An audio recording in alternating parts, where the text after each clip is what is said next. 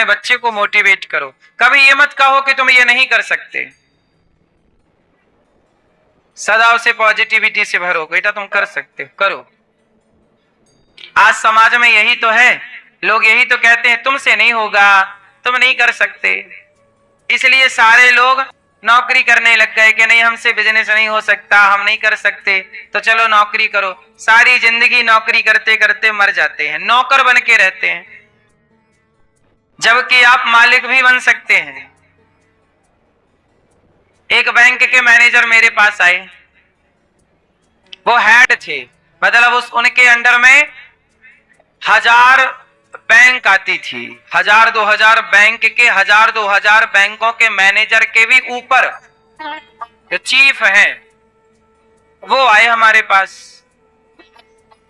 बैठे। हमने कहा कि भाई आप कितना कमा लेते हो? बोले गुरुजी मिल जाता है 2.5-3 लाख रुपए। हमने कहा आपके नीचे कितने लोग काम करते हैं? बोले 2000 तो मैनेजर ही है, अब मैनेजर के नीचे 5-5 और जोड़ लो, इतने लोग हमारे नीचे काम कर रहे हैं। हमने कहा आप देखो 3 लाख रुपए कमाते हो और हजारों लोगों को संभालने की काबिलियत आपके अंदर है, आप बहुत योग्य हैं। 3 लाख रुपए कमा के भी आप बने क्या? नौकर। अरे नौकरियां उनके लिए होती हैं जो कम जानते हैं, कम पढ़े लिखे हैं थोड़ा। चलो अब तुम कुछ व्यापार कर नहीं सकते, बिजनेस कर नहीं सकते, दिमाग ज्यादा चलता नहीं है, सीधा सीधा है, वो शादी वाला घोड़ा नहीं होता, उस घोड़े की आंखों में ऐसी पट्टी बांध दी जाती है ऐसी। बोलो हाँ, वो केवल सीधा देख सकता है, अगल बगल का नहीं देख सकता, क्योंकि पट्टी बंधी है ऐसे। बोलो हाँ कि ना? ऐसे उसे सीधा देखा तो सीधा देख। तो नौकरी बिल्कुल सीधा काम है, जाओ टाइम से करो काम, घर आओ, महीना हुआ मैसेज आ गया, आ गई सैलरी, बस। लेकिन व्यापार में, बिजनेस में थोड़ा दिमाग लगाना पड़ता है, थोड़ी प्लानिंग करनी पड़ती है, थोड़ा परेशान भी होना पड़ता है, थोड़ा नुकसान भी सहना पड़ता है, तब जाके आप सफल होते हैं। तो कहने का अर्थ सिर्फ इतना है कि नौकरी करने वाला बड़ा है कि व्यापार करने वाला बड़ा है? नौकरी मतलब नौकर। अच्छा बताओ, नौकरी लेने वाला बड़ा कि नौकरी देने वाला बड़ा? कौन बड़ा? कौन बड़ा? नौकरी देने वाला बड़ा। तो आप लोग नौकरी लेने वाले बनना चाहते हैं कि नौकरी देने वाला बनना चाहते हैं? इसलिए अपने बच्चों को पढ़ाओ, पर नौकरी लेने के लिए मत पढ़ाओ। पहले से बच्चों के दिमाग में फीड कर दो कि बेटा पढ़ लिख के तुम्हें नौकर नहीं बनना, मालिक बनना है, नौकरी देने वाला बनना है। 10 लोगों को रोजगार दो, 50 लोगों को रोजगार दो, तब इस देश का भला होगा। नौकरी लेने वाला तो चलो कोई घोड़े की पट्टी बंधी है, सीधा सीधा चलो। आपके पास दिमाग है तो आप व्यापार कीजिए, थोड़ा दिमाग कम है तो आप नौकरी कीजिए।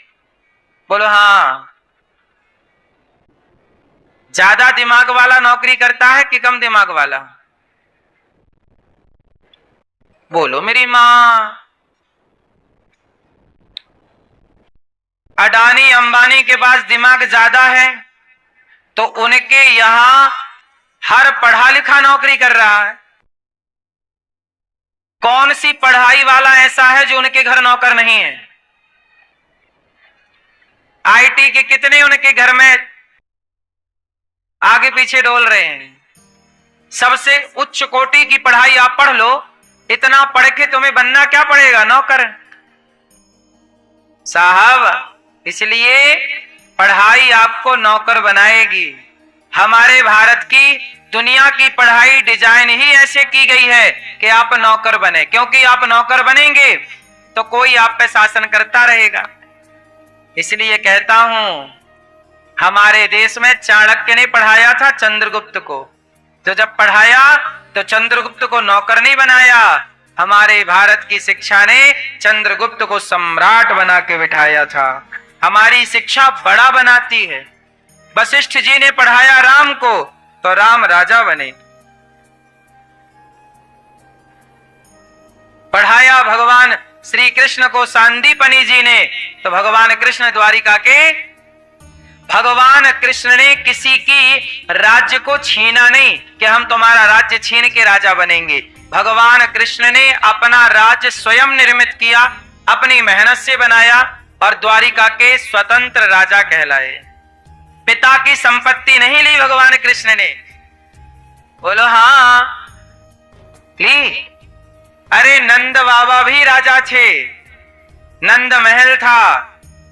नंद बाबा की 1 रुपया की संपत्ति क्या भगवान कृष्ण लिए? नहीं ना।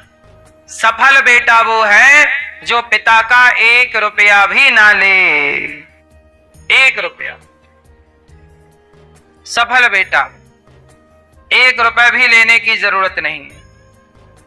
हम में काबिलियत होगी तो अपना कमा के खा लेंगे। पिता ने जन्म दे दिया है, पाल पोस के बड़ा कर दिया है, इतना बहुत है। पिता का उपकार है कि उन्होंने हमें पढ़ाया लिखाया, योग्य बनाया। पिता से दौलत लेने की जरूरत नहीं है, पिता से केवल आशीर्वाद लीजिए।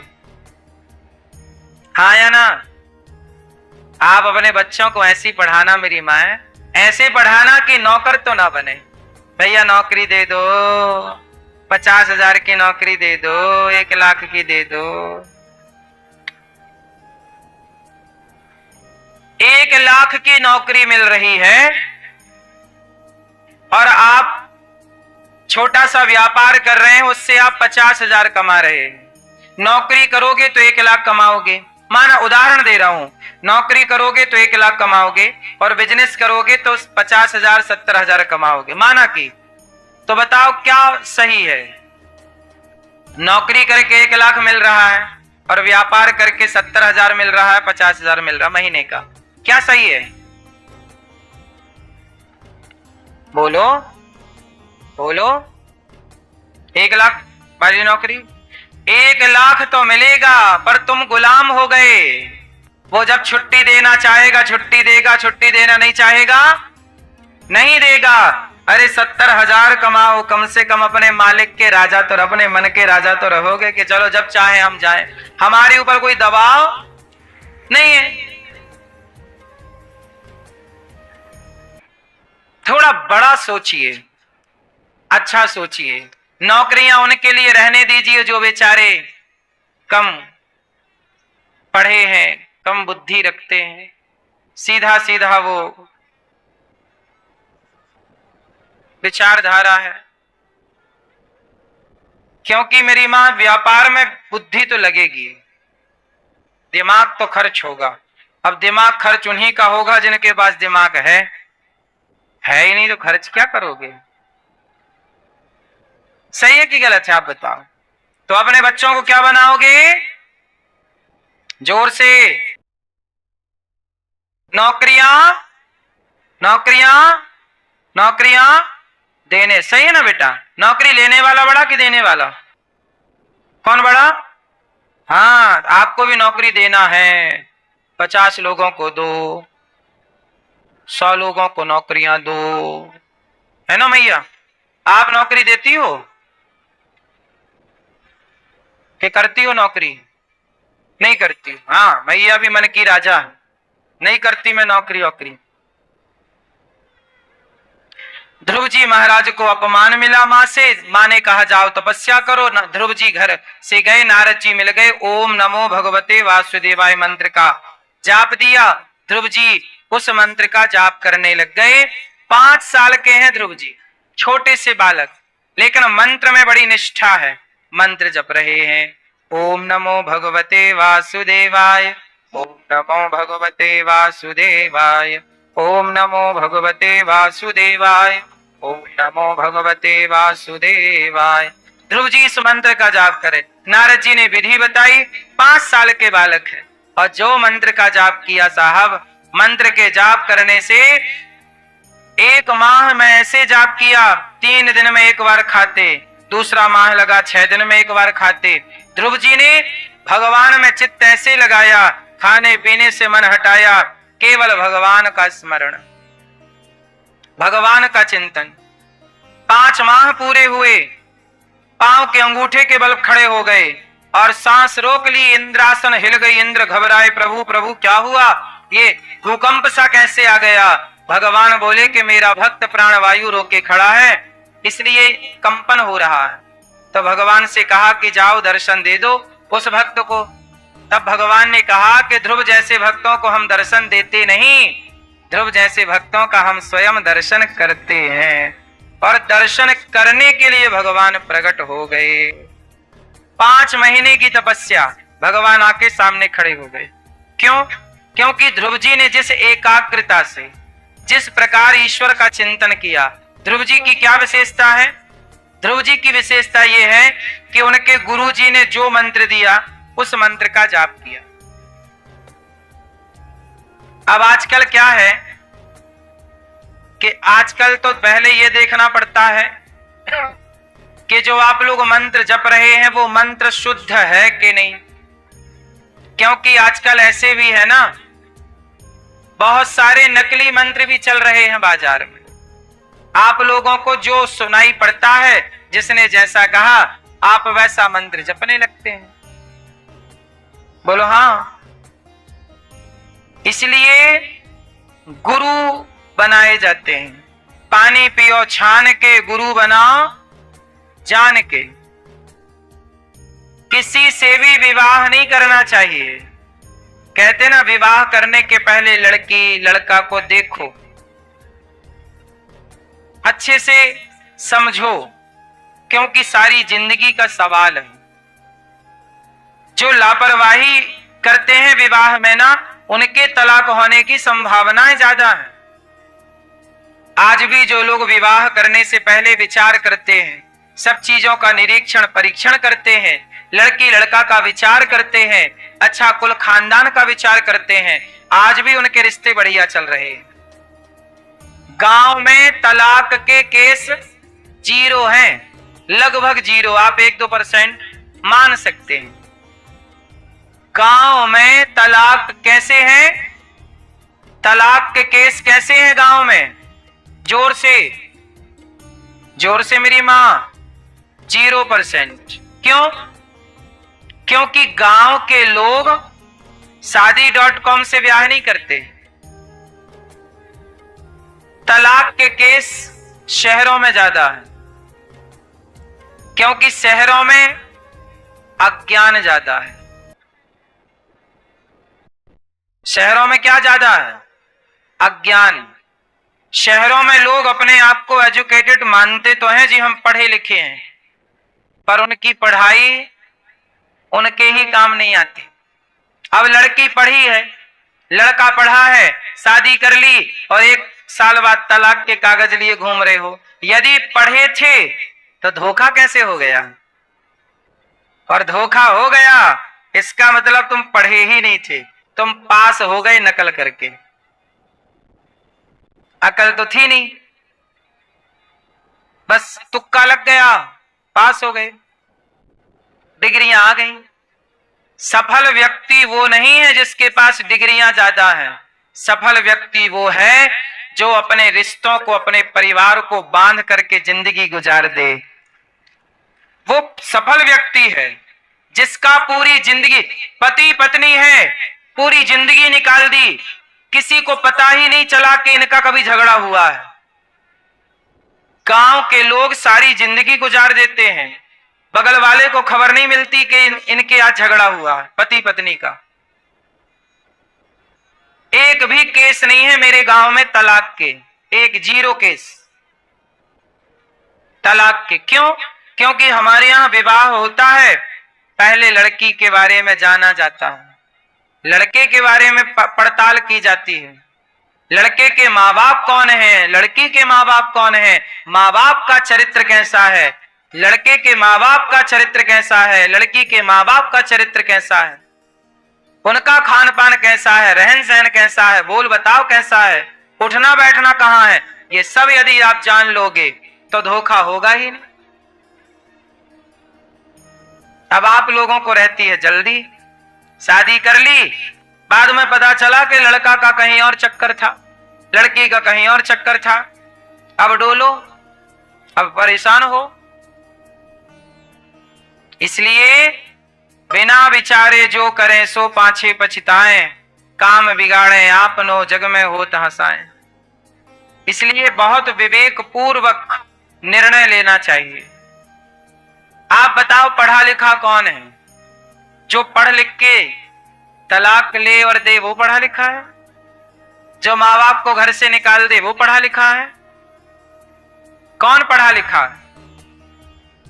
जो अपनी पत्नी का रिश्ता, जो अपनी पत्नी को निभाए, जो अपने पति को निभाए, जैसा है पति जैसी है पत्नी निभा रहे हैं, अपनी पत्नी के सिवा किसी को नहीं देख रहे हैं, पति के सिवा कहीं और मन नहीं, ये लोग पढ़े लिखे समझदार हैं, जो रिश्तों को निभाना जानते हैं। आजकल बड़े बड़े पढ़े लिखे लोग रिश्तों की कदर नहीं करते। बोलो हाँ। बिल गेट्स की पत्नी ने 27 साल बाद बिल गेट्स को तलाक दे दिया। बोलो हाँ। बिल गेट्स जानते हो से? बिल गेट्स पूरी दुनिया का सबसे अमीर व्यक्ति है। इतना बड़ा आदमी है कि पाकिस्तान जैसे कई देश एक दिन में खरीद सकता है, पूरा देश खरीद सकता है, इतना बड़ा आदमी है। लेकिन उसकी पत्नी ने तलाक दे दिया। बिल गेट्स दुनिया का सबसे सफल बिजनेसमैन है, व्यापारी है, व्यापार चलाना सीख गया पर परिवार चलाना नहीं सीख पाया। कौन? Bill Gates. जो व्यापार चलाना सीख गया जरूरी नहीं है कि वो परिवार चलाना सीख जाए। इसलिए मुझे लगता है जो परिवार चलाना सीख गया वही सबसे समझदार है,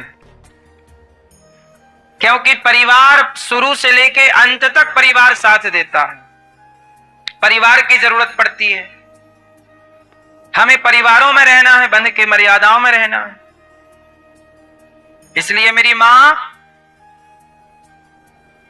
पढ़ाई लिखाई का मतलब केवल डिग्री नहीं है, रिश्ते आप कैसे निभा रहे हैं। आपका बेटा नालायक निकल गया तो आपके पैसे का क्या कर लोगे? अब कमाए हो पैसा पर बेटा पराई औरत के संग घूम रहा है, नशा कर रहा है, गलत कर रहा है, अब क्या करोगे पैसे का? किसके लिए कमा रहे हो? बेटा तो बिगड़ गया। थोड़ा पैसा कम कमाते, बेटे पे ध्यान देते, बेटा योग्य बनता तो तुम्हारा जितना पैसा था सार्थक हो जाता।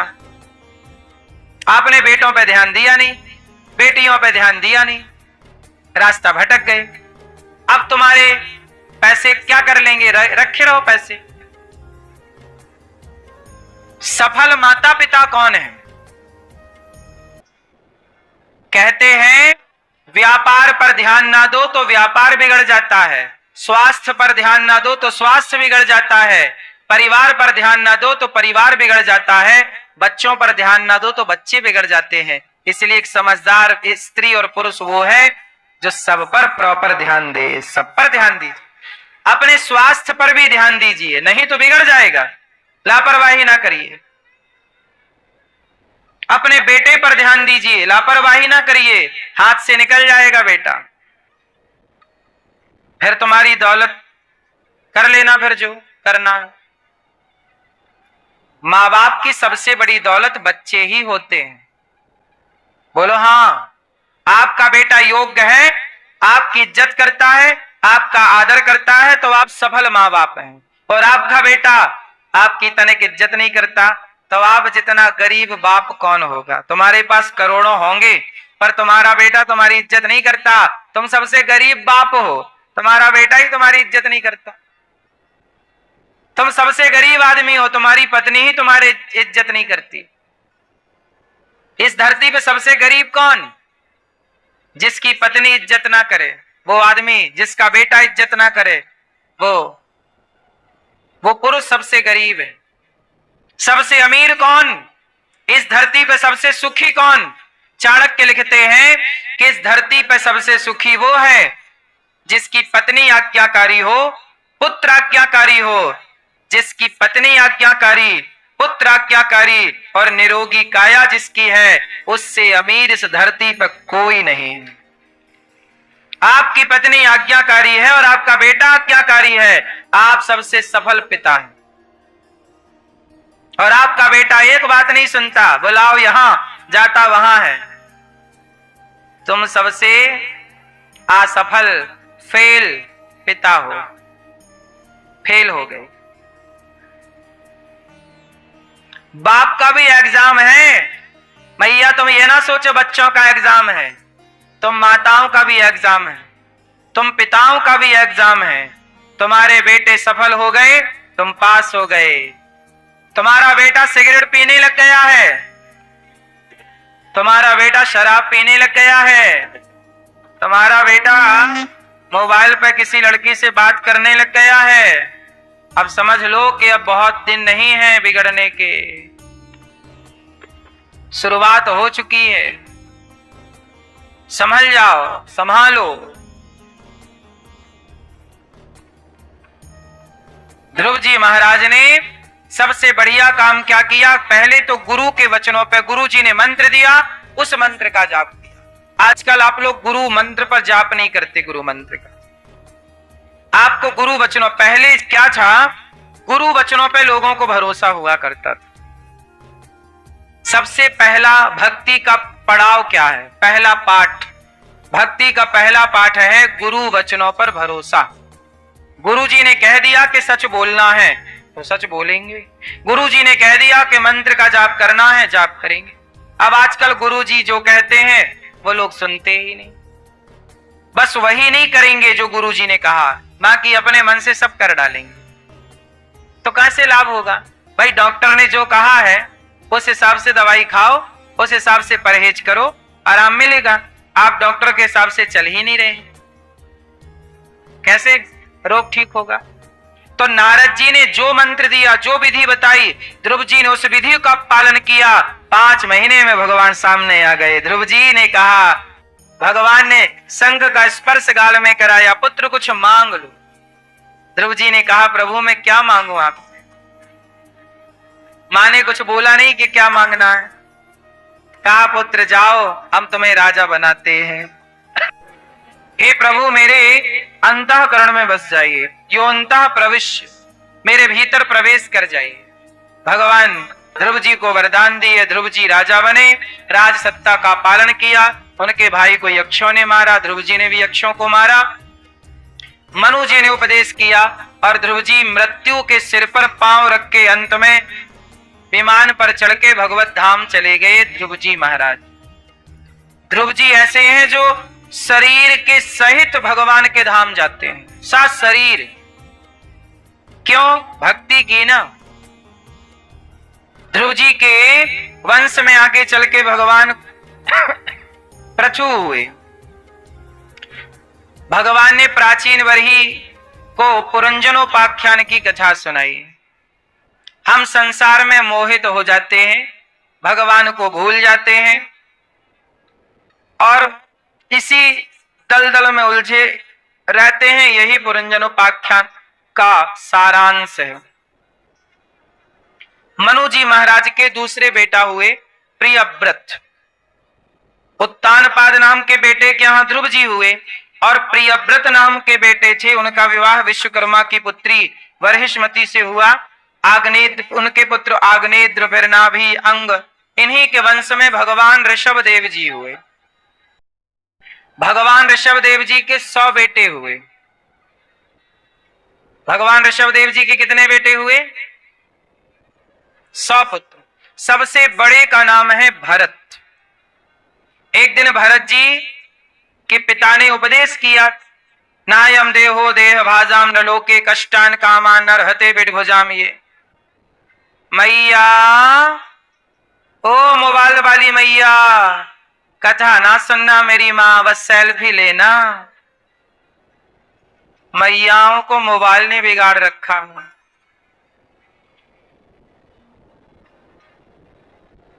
मैयाओं को भी छोरा छोरियों ने सेल्फी सिखा दी। अब ये भी मोबाइल ऐसा लिए घूमती रहती, इनका फ्रेम बनता ही नहीं, कहां से आ रही है सेल्फी। कैमरा बाहर वाला चालू है और ढूंढ रही है अपने को, हम नहीं आ रहे महाराज, हम नहीं आ रहे। अब कैमरे नहीं पलटाना आ रहा है।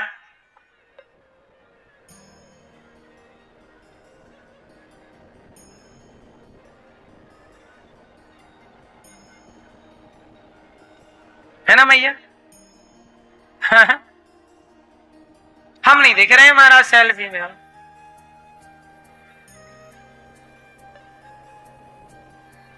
नायम देहो देह भाजाम नलोके कष्टान कामान नरहते विडभुजाम ये तपो दिव्यम पुत्र का ये न सत्वम। भगवान ऋषभ देव जी ने अपने पुत्रों से कहा, शरीर क्यों मिला? ये मानव शरीर ईश्वर ने हमें क्यों दिया? क्या करने आए हो? क्या कर रहे हो? क्या करना था? सुंदर। भरत जी इतने प्रभावित हुए अपने पिता के उद्बोधन से। देखो, पहले का बाप अपने बेटों को उपदेश करता था। पहले का पिता क्या करता था? अपने बच्चों को उपदेश देता था। आजकल का बाप, उसे खुद को ही उपदेश पता नहीं है। आप लोगों के बच्चे भटक क्यों गए? इसका सबसे बड़ा कारण है कि बच्चे नहीं भटके, आप ही भटक गए। जब माँ बाप भटक जाएंगे तो बच्चे अपने आप भटक जाएंगे। माँ बाप अपना नियम ना छोड़ा होता, अपनी संस्कृति अपने संस्कार ना छोड़े होते, तो बच्चों का इतना ह्रास ना होता। मैं आज बच्चों को दोषी नहीं मानता, मैं बच्चों के माता पिता को दोषी मानता हूं। और केवल मैं नहीं, चाणक्य भी दोषी मानते हैं माँ बाप को। चाणक्य लिखते हैं माँ बाप के लिए कि माता शत्रु पिता वैरी, ये न बालो न पाठिता न शोभते सभा मध्य हंस मध्य व यथा। वह माता पिता जो अपने बच्चों को समय नहीं देते, संस्कार नहीं देते, पढ़ाते नहीं, लिखाते नहीं, वो माँ बाप अपने बच्चों के सबसे बड़े दुश्मन हैं। बच्चों का सबसे बड़ा दुश्मन कौन? वो माता पिता जो अपने बच्चों को संस्कार नहीं देते। अब जैसे आपके बच्चों, आपके घर में कोई संत आता है ना, तो आपके बच्चे उन संत को प्रणाम कैसे करते हैं? आपको बोलना पड़ता, बेटा पांव छुओ। ये आप पास हो कि फेल हो? फेल हो। आपको बोलना पड़ा कि बेटा पांव छुओ। हमारे माँ बाप को तो नहीं बोलना पड़ता, कोई संत आते हैं कि पांव छुओ। हम लोग खुद अपने धर्म को निभाते हुए पांव छूते हैं। फिर आप इतना तो सिखाओ कि संतों की इज्जत करो बेटा, बड़ों की। पांव, तुम्हारे बच्चों को पांव तक छूना नहीं आता, लेफ्ट हाथ से पांव छुएंगे, क्या खड़े खड़े घुटने तक जाता है। कमर ऐसी अकड़ गई है कि पांव कहां छूते, घुटने। ऐसे पांव छूते हैं माँ बाप के जैसे माँ बाप पर उपकार कर रहे हो। संतों के तो छोड़ दो, तुम्हारा बेटा तुम्हारे ही पांव नहीं छूता। कैसे छूता है तुम्हारा बेटा पांव, बता? सिर रखता है पांव में? रखता है तो ठीक है, नहीं रखता तो आपकी गलती है कि आपने बेटे को, बुआ को कैसे प्रणाम करना है, फूफा को कैसे प्रणाम करना है, दादा को कैसे प्रणाम करना है, दादी को कैसे प्रणाम करना है, माँ को कैसे प्रणाम करना, गुरु को कैसे प्रणाम करना सिखाया नहीं। कैसे प्रणाम किया जाता है नहीं सिखाया। कुछ सिखाया होता, कुछ राम के बारे में सिखाया होता, कुछ कृष्ण के बारे में। आपके बेटों को पता है कि श्रवण कुमार कौन है? आपके बेटों को पता है कि हरिश्चंद्र कौन है? नहीं पता तो ये जिम्मेदारी थी किसकी? पहले की दादी नानी कहानियां सुनाया करती थी, कहानियां हरिश्चंद्र की हुआ करती थी, कहानियां किससे? राम की हुए करते थे, कृष्ण की कहानी किससे हुई। इसी बहाने बच्चों को राम कृष्ण का ज्ञान हो जाता था। आजकल कौन कहानियां सुना रहा है? आप अपने बच्चों को कहानियां सुनाती हो? मैया आप सुनाती हो कहानी? कौन सी कहानी सुनाई थी? हैं? Johnny Johnny yes papa? मैया आप कहानी सुनाती हो बच्चों को? पीली मैया नहीं सुनाया करो मेरी माँ। बड़े हो गए, छोटे थे तो सुनाई छोटे थे तब भी नहीं सुनाई इसलिए जल्दी बड़े हो गए। सुनाते थे थोड़ा लेट बड़े होते हैं।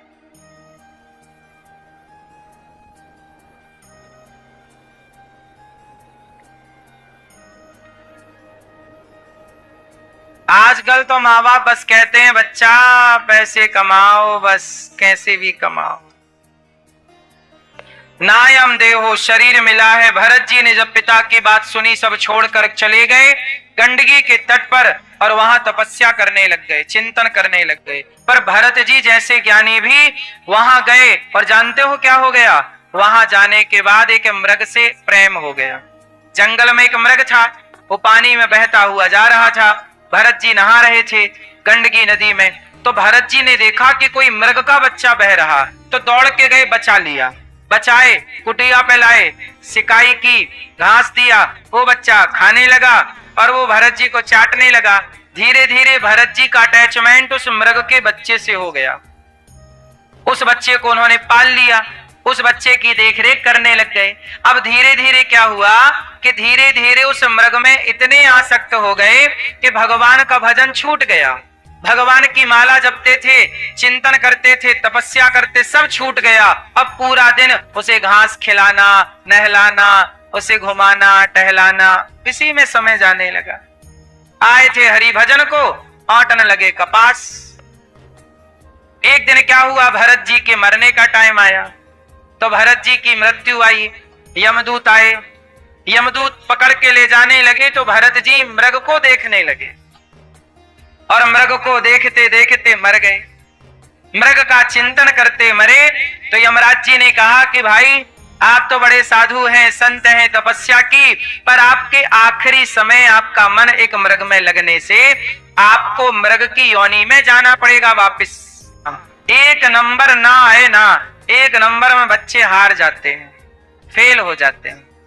सारे सालों साल की मेहनत एक नंबर के कारण रह जाती है। क्यों, ये बात सही है कि गलत है? बोलो हाँ।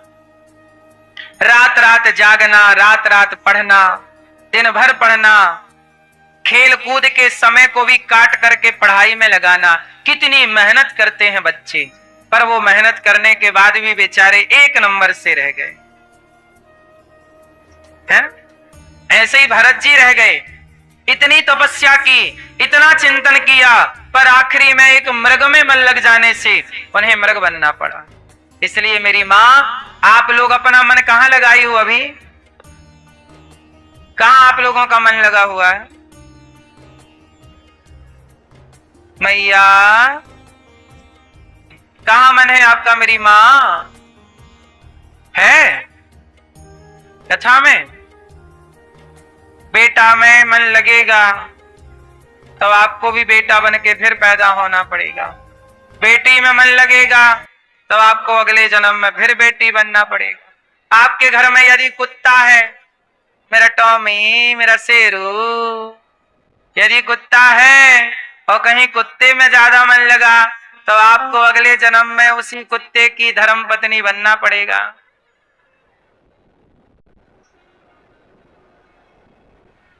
नहीं बनना पड़ेगा? कुत्ते की धर्म पत्नी का नाम क्या है? हाँ वही बनना पड़ेगा।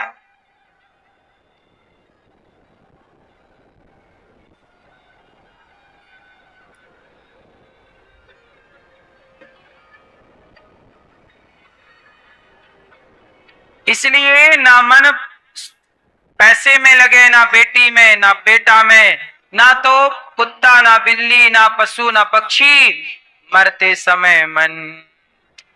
इसलिए कहता हूं अभी से मन हटाओ, सबसे मन हटाओ, सबसे मन हटाओ। अब बहुत लगा लिया मन। देखो बाजार में दुकान लगती है, पहले के जमाने में ना बाजारें लगती थी, मंगलवार, बुधवार की बाजार, गुरुवार की बाजार। सुना आपने ये सब कि मंगलवार की बाजार, हमारे गांव में बाजार मंगल को लगती है, कहीं रविवार को बाजार लगती है, कहीं सोमवार को बाजार लगती है ना। हफ्ते में एक दिन बाजार लगती है। उस बाजार में साग सब्जी भी मिलता है, नमक मिर्ची भी मिलता, बाजार है। तो बाजार में क्या होता है, सुबह से ना व्यापारी अपनी दुकान फैलाता है, सड़क के किनारे है, मैदान में दुकानें खुले मैदानों में लगती हैं। क्यों? जो एक दिन की बाजार होती, समझ रहे हो ना मेरी मां? वो दुकान फैलाता है, यहां हल्दी, यहां नमक, यहां मिर्ची, यहां पूरी दुकान फैलाएगा। लेकिन जब शाम होगी ना तो वो अपनी सारी दुकान क्या करता है? बोलो, समेटता है। हाँ, आप लोगों ने भी अपनी दुकान फैला तो ली, यहां मन लगा लिया, यहां मन लगा लिया, इस पर मन लगा लिया, इसको दिल दे दिया, उसको दिल दे दिया, सबको बांट तो दिया, लेकिन आपने समेटा नहीं। इसलिए व्यापारी अपनी दुकान कब समेटता है? दिन में कि रात में? बोलो। हाँ, आपकी भी रात आने वाली है। दिन क्या है? लड़कपन सुबह है, दोपहर जवानी है, और बुढ़ापा आ गया ना, मतलब समझो समय मन बेटे में बेटी में। जैसे किसी के 4 बेटे हैं तो 4 बेटे हैं और 2 बेटी हैं, या किसी के 2 बेटे 2 बेटी, या 1 बेटा 1 बेटी, तो बेटा में भी मन लगा है और बेटी में भी मन लगा। और बेटा बेटी के जो बच्चे हैं उनमें और मन लगा। दादी बोलती है मेरा पोता मेरे बिना रहता नहीं है। हाँ, मेरा पोता रहता नहीं है मेरे बिना। हाँ, झूठी दादी, इससे बड़ा झूठ क्या होगा? मेरा पोता रहता नहीं है मेरे बिना। फिर तुम मर जाओगी एक दिन तो क्या पोता रहेगा नहीं? बढ़िया रहेगा, बढ़िया खाएगा पिएगा मौज करेगा। ये तुमने गलत फहमी पाल रखी, मेरा पोता रहता नहीं, मेरी पोती नहीं रहती, मेरे साथ सोती है मेरी पोती, मेरा पोता मेरे बिना रोता रहता रोता रहता। तो तुम बात कर लेना वहां यमराज जी से कि हम ना जाएंगे, देखो हमारा पोता नहीं रहता।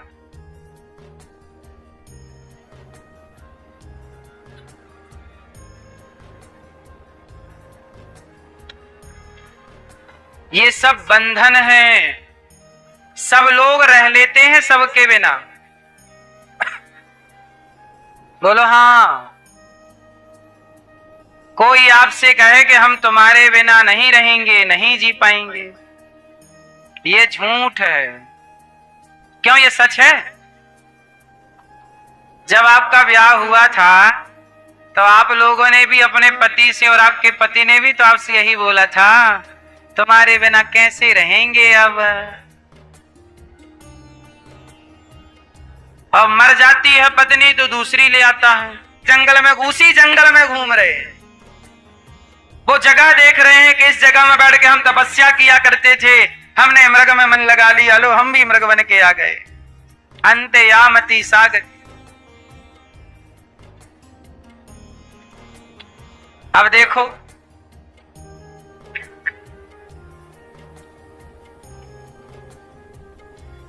हे भैया,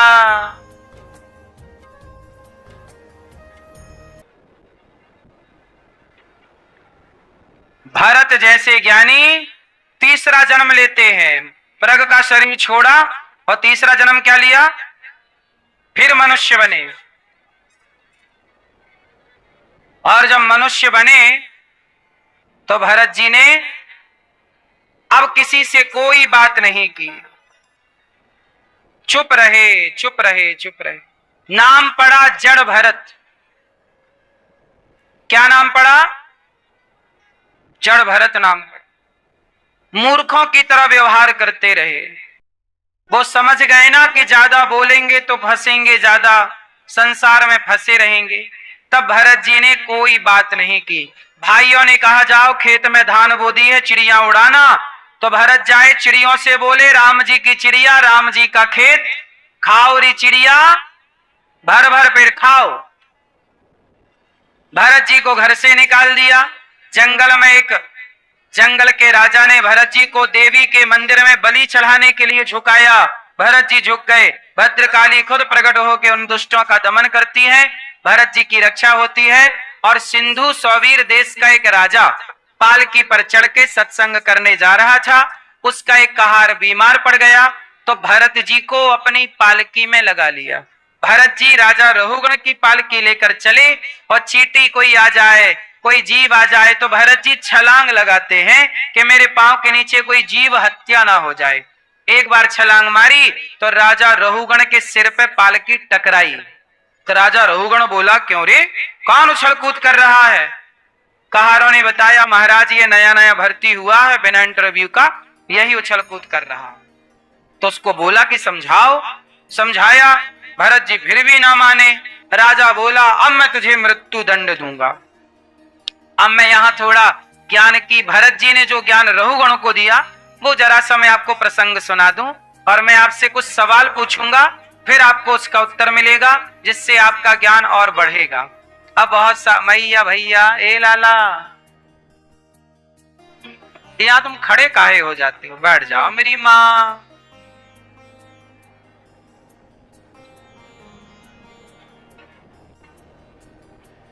सुनो मैया, ओ पीली मैया, बैठो मेरी माँ।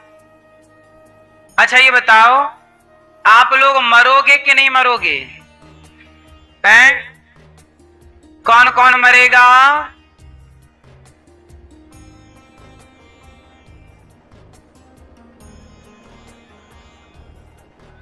अच्छा हम आपको अमर बना दें तो? आप कहो तो आज हम आपको अमर कर दें, बना दें? किस किस को अमर होना है?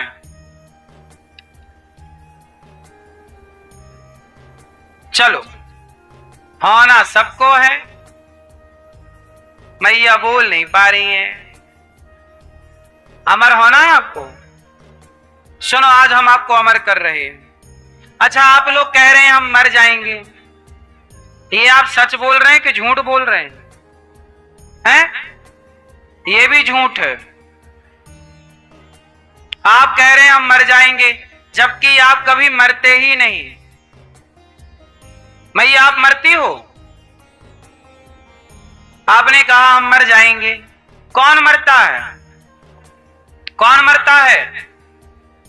आत्मा मरती है कि शरीर? आत्मा मरती है, आत्मा कभी नहीं मरती। नैनम छिंदंती शस्त्राणी नैनम दहती पावकः। कहा आत्मा मरती है? वासांसी जीर्णानि यथा विहाय। पुराने वस्त्र त्याग कर नया वस्त्र धारण करती है, आत्मा नहीं मरती। अब बात करें शरीर की, बताओ शरीर मरता है कि नहीं मरता? बोलो मेरी मां, शरीर मरता है? शरीर बना है 5 चीजों से, पृथ्वी जल वायु अग्नि आकाश। कितनी चीजों से मिलकर बना है? 5। शरीर 5 चीजों से मिला। पृथ्वी से मिला, पृथ्वी से बना ना शरीर, पृथ्वी जल वायु अग्नि। अच्छा जब आप मरते हो आपकी भाषा में तो आपका पृथ्वी तत्व चिता पे जलते हो ना, तो पृथ्वी तत्व पृथ्वी में मिल जाता है, जल जल में मिल गया, अग्नि अग्नि में मिल गई, आकाश आकाश में और वायु वायु में मिल गई। अब बताओ मरा कौन? भाई 5 चीजों से तो बने थे ना आप लोग, और 5 चीजें 5 में समा गई। बोलो हाँ। घड़ा माटी से बना और टूटा तो माटी का घड़ा माटी में मिल गया। क्या उसे आप ये कह दोगे कि घड़ा मर गया? भाई माटी से बना था, माटी में 5 चीजों से शरीर बना था, 5 चीजों में मिल गया। अब मुझे आप लोग समझाओ कि मरा कौन? कौन मरा? ये भैया बताएंगे, मूंछों वाले भैया, बड़ी बड़ी मूंछों वाले भैया। हाँ बताओ, अरे कौन मरता है? कौन? शरीर का बोला तो 5 चीजों से मिलकर बना है, 5 में मिल जाएगा। पृथ्वी तत्व पृथ्वी में, जल जल में। अब मरा कौन? कौन मरा? मैं। एटीट्यूड, अभिमान, घमंड। घमंड भी नहीं मरता।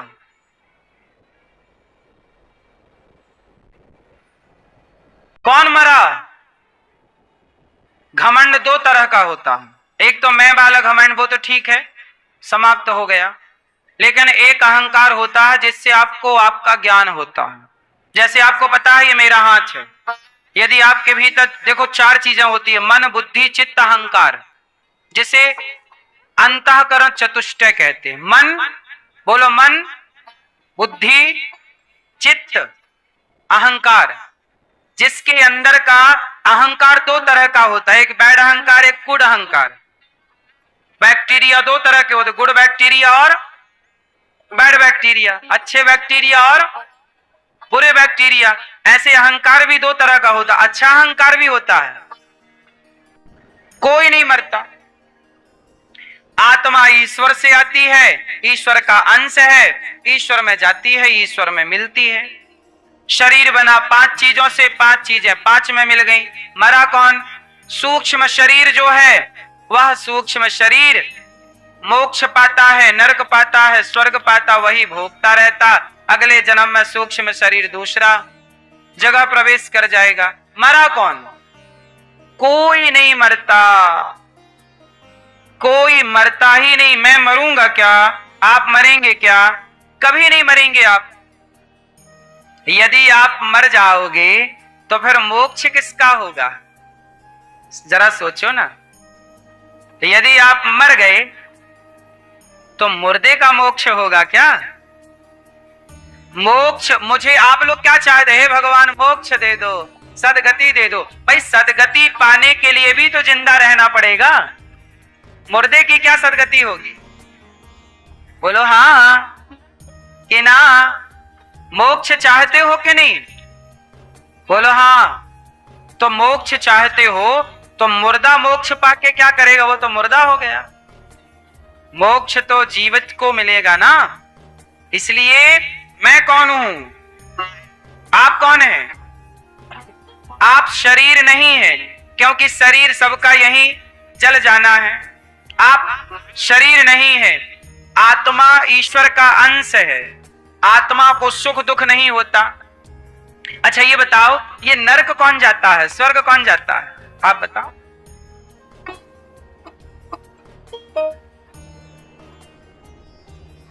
नरक कौन जाता है? हैं? कौन जाता है? कर्म, खराब काम, खराब काम नरक जाता है, स्वर्ग जाता है। स्वर्ग कौन जाएगा? अच्छे काम। तो काम नरक जाएगा, स्वर्ग जाएगा। काम, काम कैसे जाएगा? तो काम करने वाला तो चिता में जल गया। वो जो चिता में जल रहा वही तो काम किया था। ये नरक कौन जाता है बताइए? आप बताओ, बगल वाले भैया। नरक कौन जाता नहीं पता? आप बताओ। मैया, पीछे वाले भैया बताएंगे, हमारे बड़ी बड़ी मूंछों वाले। कौन जाता है नरक? आपका पड़ोसी जाएगा? नहीं। सुनो, नरक कौन जाता है? शरीर यहीं जल गया, आत्मा ईश्वर में मिल गई, नरक कौन गया? सुनो, आपने कभी सपना देखा है? सपना, सपने में आप हरिद्वार गए, वृंदावन गए, अयोध्या जी गए, सपना गए, देखा ना? ये बताओ, आप एक शरीर से बिस्तर पर सोए होते हो और एक शरीर से सपना देख रहे होते हो। कितने शरीर हो गए आपके? एक शरीर वो जो बिस्तर पर सोया, और दूसरा शरीर वो जो वृंदावन में घूम रहा है सपने में। बोलो हाँ। तो सपना देखने वाला जो शरीर है, उस शरीर को कहते हैं सूक्ष्म शरीर। क्या बोलते हैं उसे? आपके पास शरीर है ना, एक ये वाला भी है बिस्तर पर सोने वाला, और एक सपना दे। सपना किसने देखा था?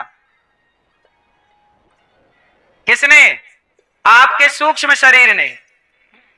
अच्छा, जब सपना आपने देखा था उस समय आपकी आत्मा इस शरीर में थी कि सपने वाले शरीर में थी?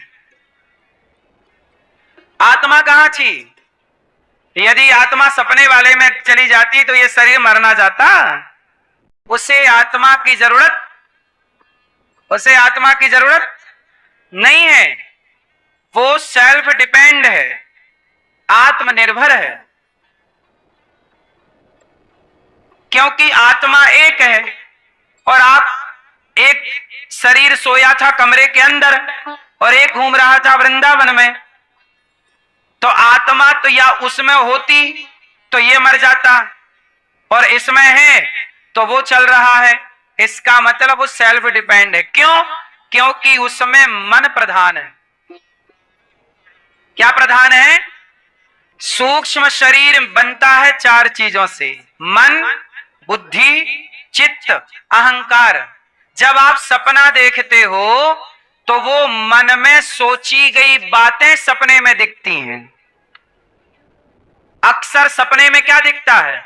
जो आप सोच के सोते हैं, सोचा हुआ ही सपने में आता है। मतलब सपना देखने वाला कौन है? मन। बोलो हाँ। सपना देखने वाला कौन है? और उस मन का सपोर्ट कर रही थी उस समय बुद्धि, और बुद्धि का सपोर्ट कर रहा था चित्त, और चित्त का सपोर्ट कर रहा था अहंकार। मतलब इन चारों की मिली भगत से सपना देखा जाता है। और यही चारों, इसे कहते हैं सूक्ष्म शरीर। यही सूक्ष्म शरीर जब यमदूत पकड़ते हैं तो सूक्ष्म शरीर खींच लेते, तो सूक्ष्म शरीर जब निकाले तो आत्मा भी उस सूक्ष्म शरीर में प्रवेश कर जाती है, और ये शरीर यहीं रह जाता है।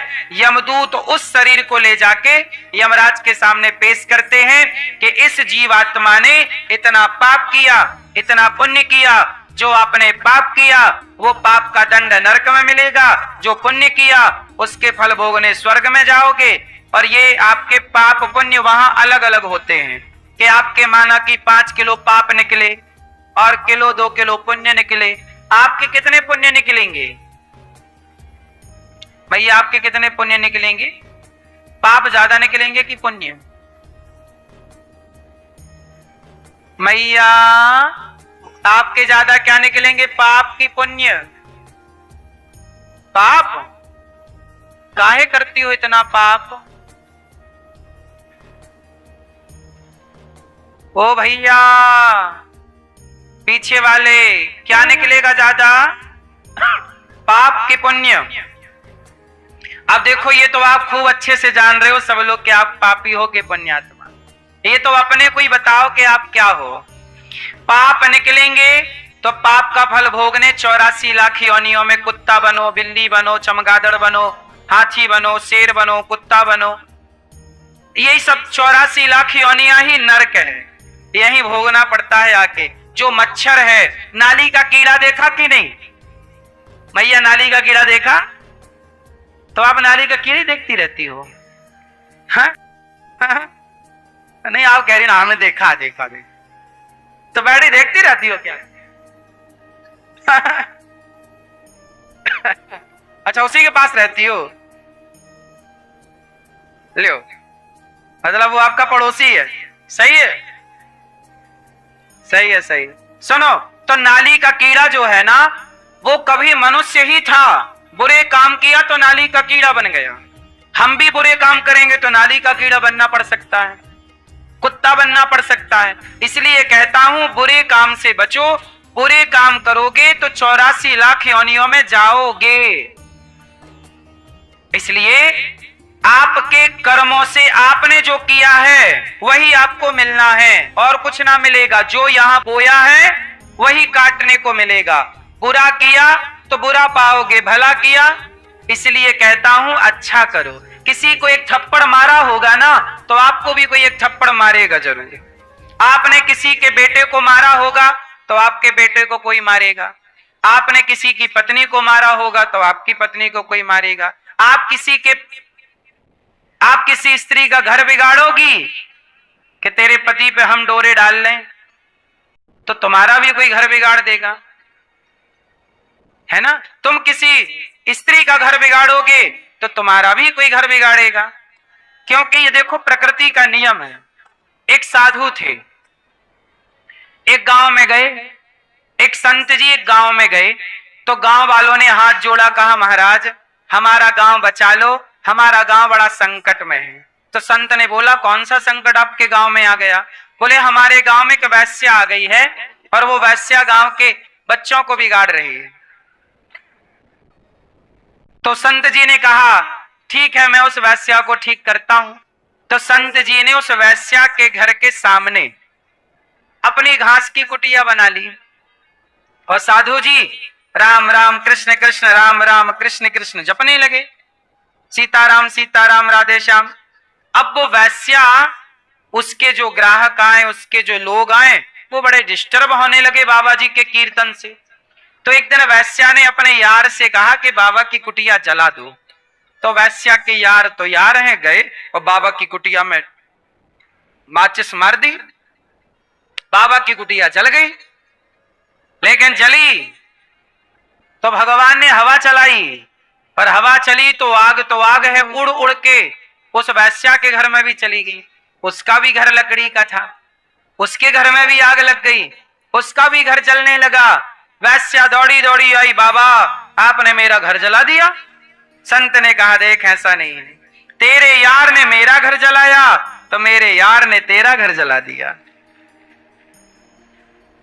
आप किसी का घर जलाओगे, आप किसी का घर बिगाड़ोगे, आप किसी की पत्नी को बिगाड़ोगे, किसी के पति को बिगाड़ोगे, किसी का बसा बसाया घर बिगाड़ोगे तो तुम्हारा भी बिगड़ेगा। यदि आज तुम्हारा कुछ बिगड़ा है तो जरूर तुमने कभी किसी का बिगाड़ा होगा, ये उसी का फल है।